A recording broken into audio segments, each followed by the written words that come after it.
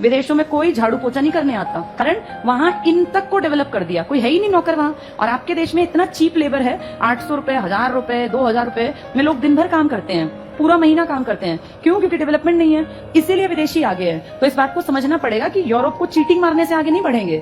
Europe का base देखो, Australia, America क्यों एडवांस्ड है, इन्होंने एक एक चीज को उठा के हर किसी को पढ़ा दिया।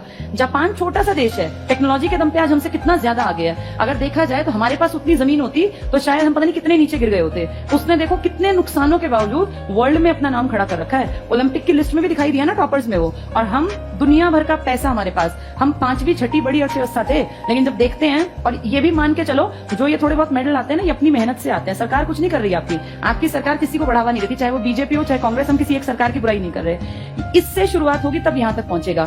ये बात सोचने की, और सबको पता भी है पढ़े लिखों को, लेकिन आपके देश में सारा ध्यान किस पे दिया जाता है। इसलिए 75 साल हो गए, अब तक कुछ नहीं हुआ और ना ही होगा। कोई बड़ी बात नहीं, 2047 भी अब आ जाएगा, फिर आप कहेंगे 100 साल पहले हम आजाद हुए।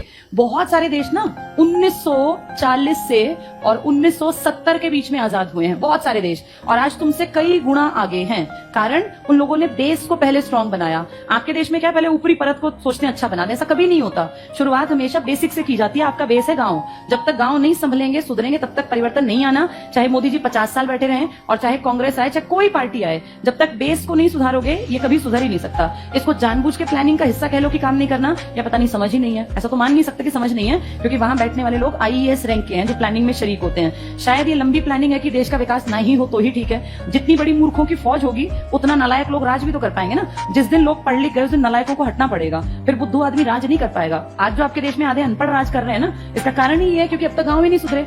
जिस दिन गांव सुधरने स्टार्ट हो गए, देश अपने आप बदलेगा।